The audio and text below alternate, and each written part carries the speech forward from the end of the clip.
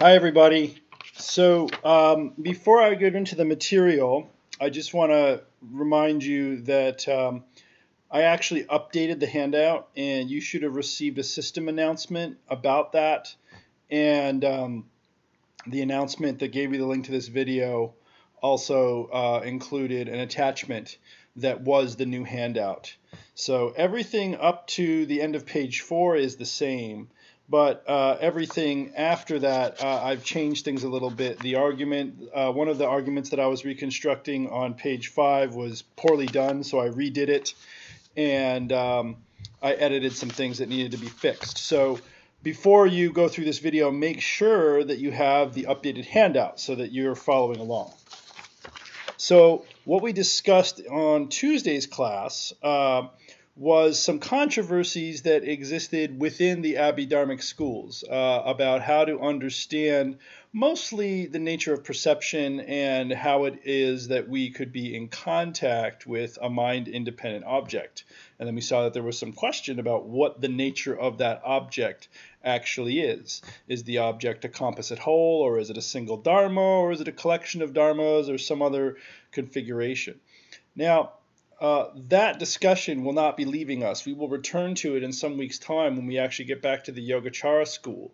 But for now, what we're going to do is switch gears a little bit and take a look at the way Vasubandhu is interacting with some non-Buddhist philosophers whom he calls the Tirthikas. Now, the Tirthikas are attempting to establish the existence of a self, and Vasubandhu, being a good Abhidharmika, wants to establish that there is not a self. So what we're going to do is I'm going to read you two passages, the first of which is from a chapter that you won't read until next week, the second of which is a section from the chapter that I had you read this week from Vasubandhu's chapter 9 of the Abhidharmakosha Bhashyam. So let's go into that right away. This quote is on the very bottom of the 4th page of your handout, directly under section 3. So here's Vasubandhu. He says, "It is known that the expression self refers to a continuum of aggregates and not to anything else, because direct perception and correct inference established that the phenomena is dependent upon which a person is conceived are the aggregates, and there is no direct perception or correct inference of anything else among these phenomena." Okay, second quote, top of page 5. "If anything else exists among these phenomena, its existence will be established by direct perception or correct inference. For all phenomena that exist, there is direct perception that establishes their existence, as there is of the 6 objects and the mental organ, unless direct perception of them is impeded, or there is correct inference that establishes their existence, as there is of the 5 sense organs." So what's going on here? There's a lot of moving parts in those citations, okay? So what I've done is I've broken this down into quite a lengthy argument that I've put on the middle of the 5th page of your handout. Now, the first premise is quite important because what it does is it sets up a paradigm for Buddhist epistemology, that is the Buddhist theory of knowledge. And it says the following: "For something to exist as a conditioned phenomena, we must be able to establish its existence by either direct perception or correct inference. Perception, prataksha, or inference, anumana, are for the Buddhists the main ways that we know things, and these are reliable ways that we can come to know things." So Vasubandhu thinks this is very much the case, and this is a sort of basic Buddhist epistemological position, and it will be carried forward and worked over quite thoroughly by the Buddhist logico-epistemological school, which is a offshoot of the Yogacara school championed by Dignaga and Dharmakirti.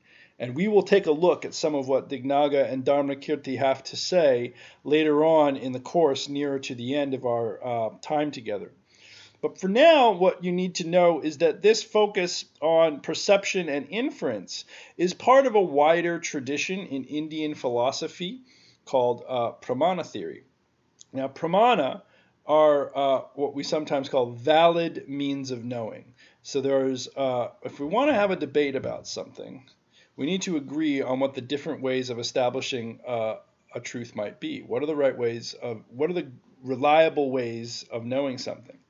So Buddhist philosophers following Vasubandhu think there's only two types of pramanas, two valid means of knowing. Perception, direct perception, and inference. But there are other possibilities as well that are embraced by some other schools. So, for example, in addition to perception and inference, some other schools of non-Buddhist philosophical thought would say comparison or an analogy, derivation, scriptural authority, and testimony might also be valid means of knowing. So the Buddhists think there are just those two. Okay? So, second premise says direct perception of the five aggregates establishes their existence as valid. So Vasubandhu thinks we have direct awareness of the five aggregates operating in real time, and because we have that awareness, we know that the five aggregates exist, even if they only exist for a moment. Okay? Third premise is there is no correct inference or direct perception of a self. Therefore, it follows that the self does not exist as a conditioned phenomena. Now, the next two premises I've added weren't directly contained in the passages that we just read, but they're key features of Buddhist thought that are relevant here. So the first one is that nirvana is the only unconditioned phenomena, and it is also not the self.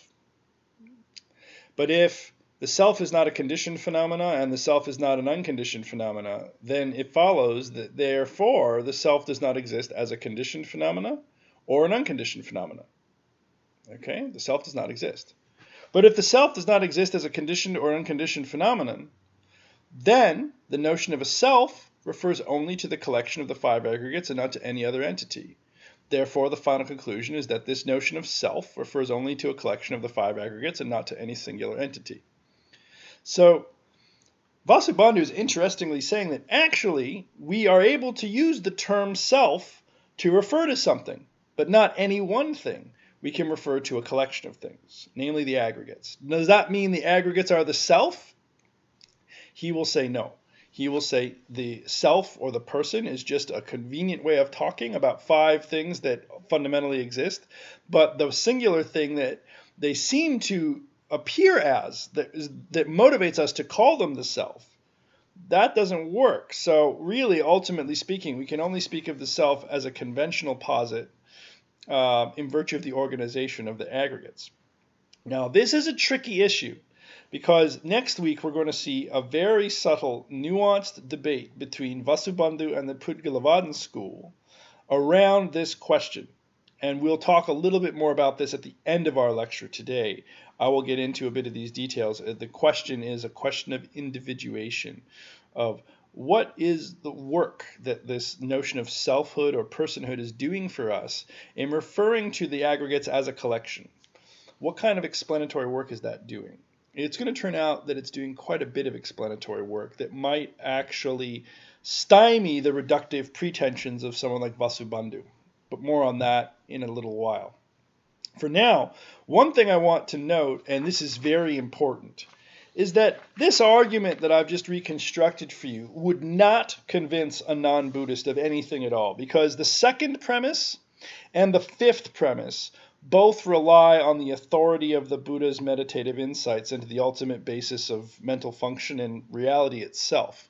So unless you already have antecedent commitments to the veracity and validity of the Buddha's method and insight, you would not find this argument convincing because those two premises assume that kind of commitment on the part of the hearer.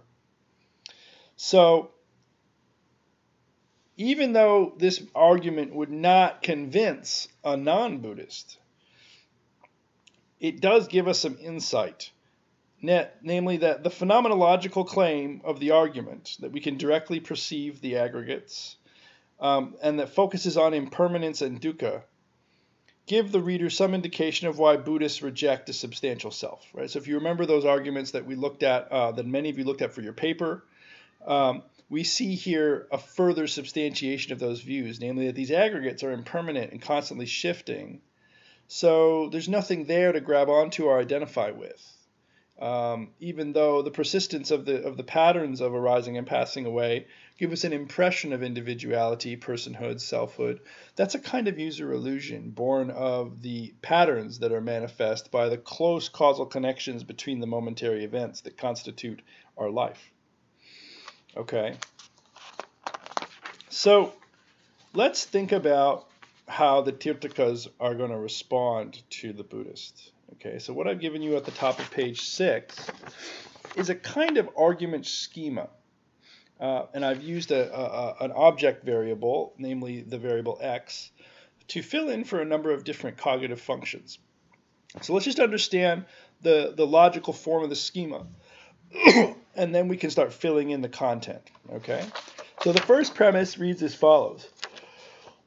If there is no self, and minds are just momentary causal relations between the aggregates, which is the Buddhist view that Vasubandhu is championing, then the mind cannot have mental functions equal x, where equal x here is just a bunch of different things that we're going to talk about in a minute. But the mind does have mental functions equaling x. Therefore, there is a self and not just the momentary causal relations between the aggregates.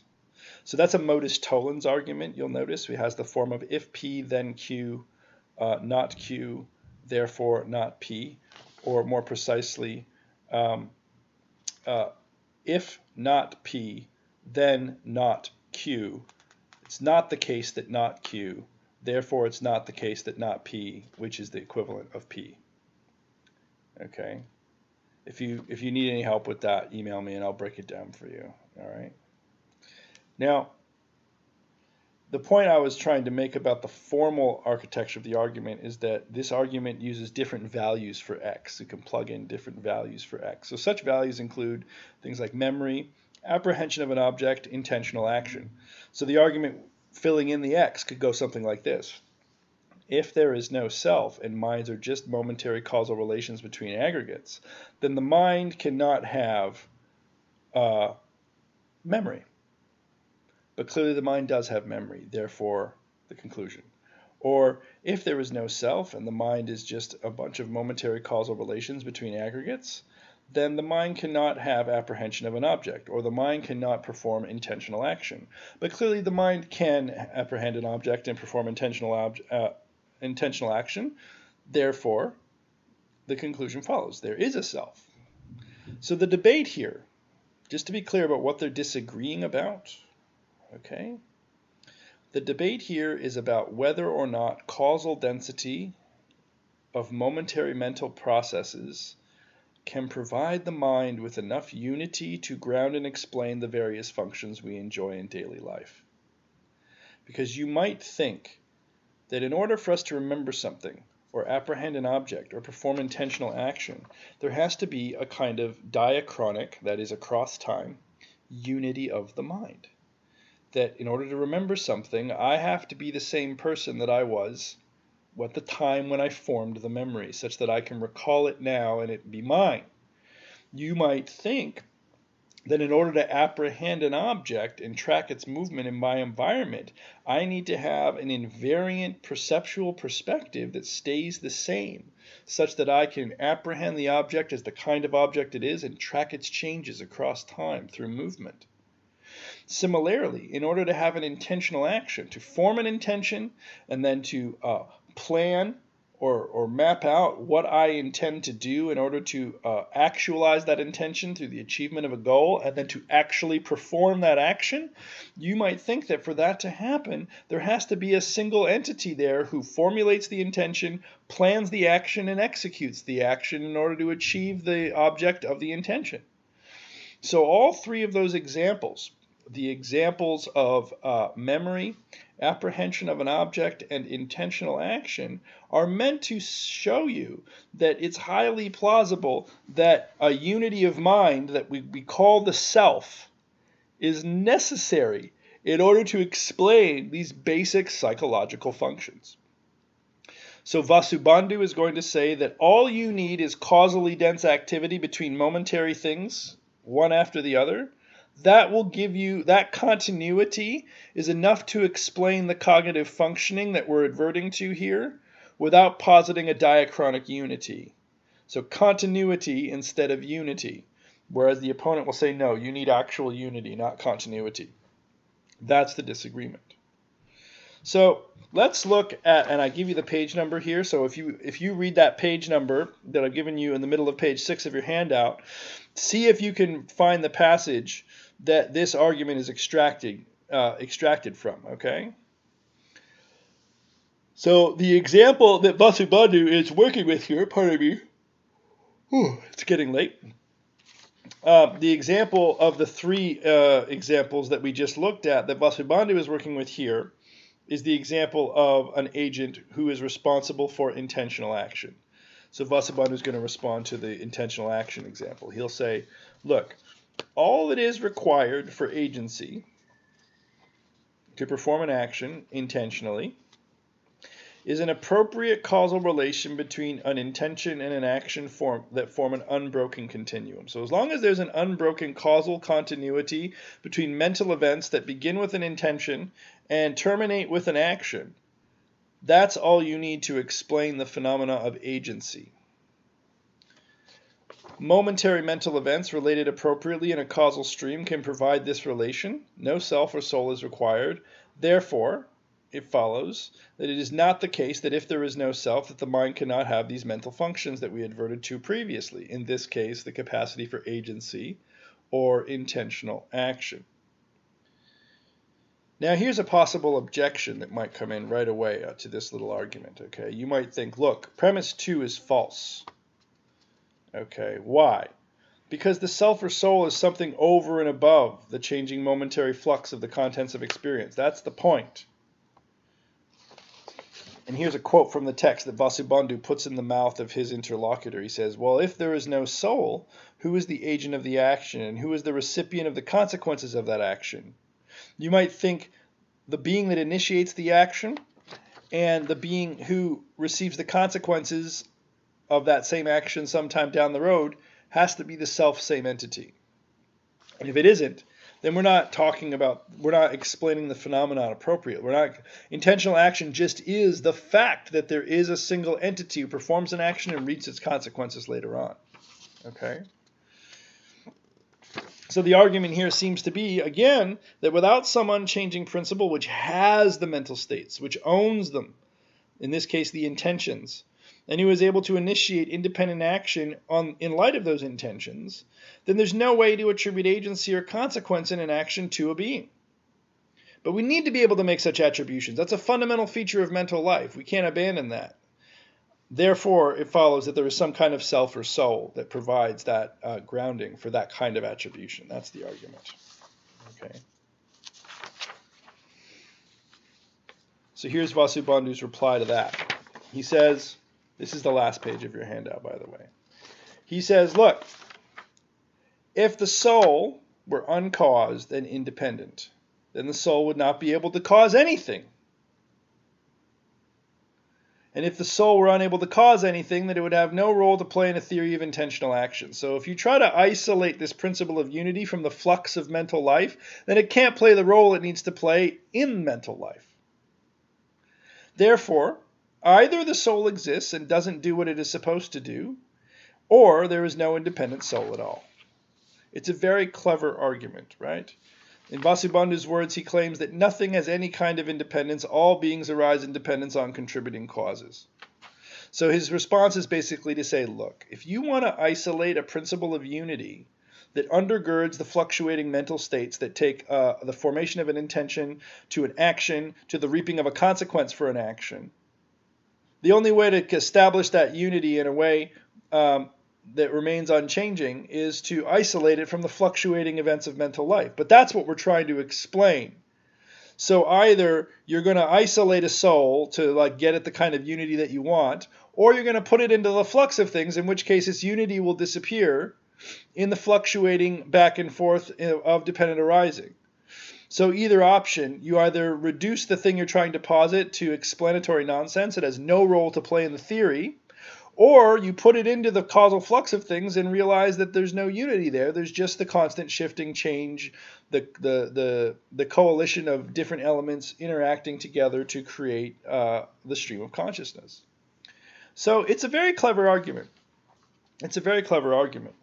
But the last thing I want to say to you before I sign off is that it's not an argument without its difficulties. And in a number of places, Vasubandhu's argument relies on this idea of an unbroken continuum.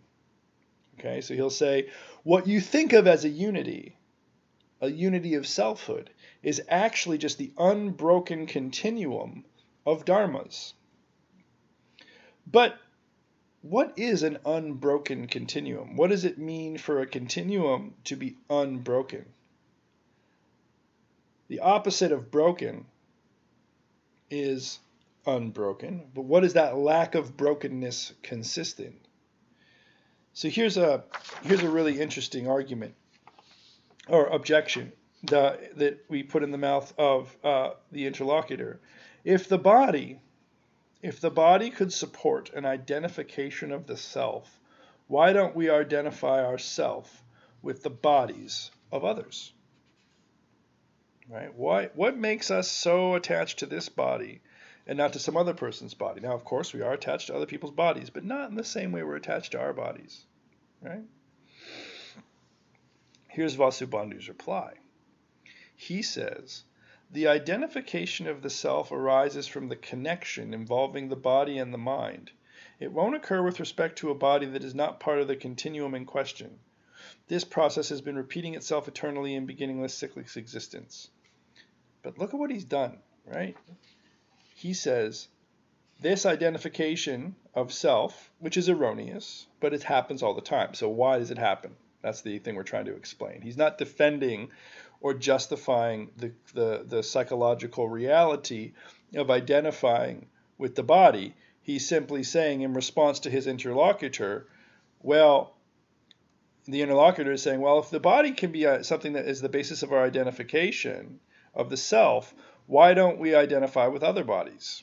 And he thinks, well, because when this identification occurs, it occurs in a relationship between a mind and a body, and it won't occur with respect to a body that is not part of the continuum in question. Now, what does it mean for a body to be part of a continuum? That's the question you need to be asking yourself right now. According to Vasubandhu, the body, along with the mind, is a proper part of a continuum. But as we saw in our previous lecture, you might think that your body and my mind is also part of a continuum, and that your mind and someone else's body is also part of a continuum, maybe a different type of continuum than the continuum that exists between your body and your mind, but a continuum nonetheless of sorts. So what is the special relationship of parthood that is being envisioned here, such that the body and the mind can sustain erroneous identifications of the body as self by the mind, and that precludes you identifying with my body or my identifying with your body? This is a question of what philosophers of mind sometimes call questions of individuation. That is, what individuates your psychophysical complex, your mind-body dharmic continuum from my mind-body dharmic continuum? If we're all just a bunch of blips of psychophysical dharmas arising and passing away in a pattern, what individuates my karmic stream from your karmic stream?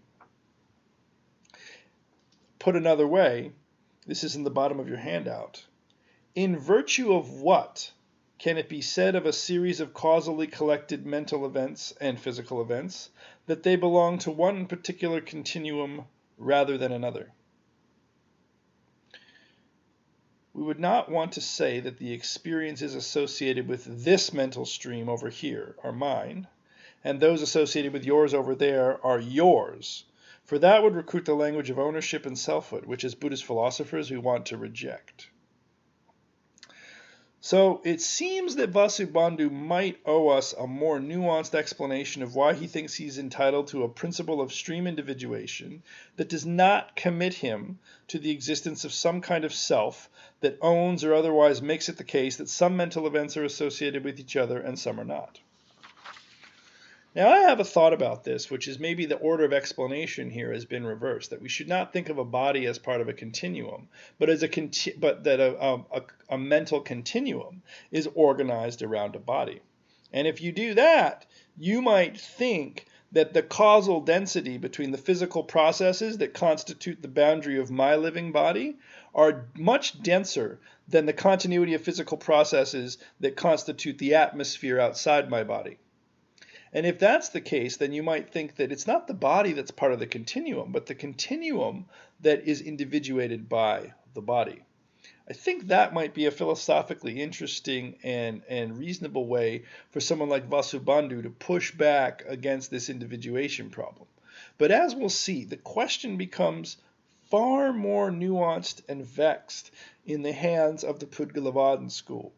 So for next week, you're going to read the Pudgalavadins, and then you're going to read Vasubandhu's another selection from the 9th chapter of the Abhidharmakosha Bhashyam, where Vasubandhu is going to directly interact with the Pudgalavadan school. And for my money, I think it's one of the most remarkable philosophical exchanges I've ever read. So I hope you get as excited about it as you know I will when we talk about it in class. For now, my apologies for another digital lecture, but I'm sure you'll make best use of the time. And I am working very hard to have your papers graded, and I will return them to you in class on Tuesday of next week. And in the meantime, I hope you have a fantastic rest of your week and weekend, and I will see you on Tuesday of next week. And if you have any questions or concerns about anything in the handout, anything from this lecture, do not hesitate to email me. I will be glued to my computer, and I will reply to you as quickly as I am able from the frigid streets of Chicago. Okay, see you soon. Bye-bye.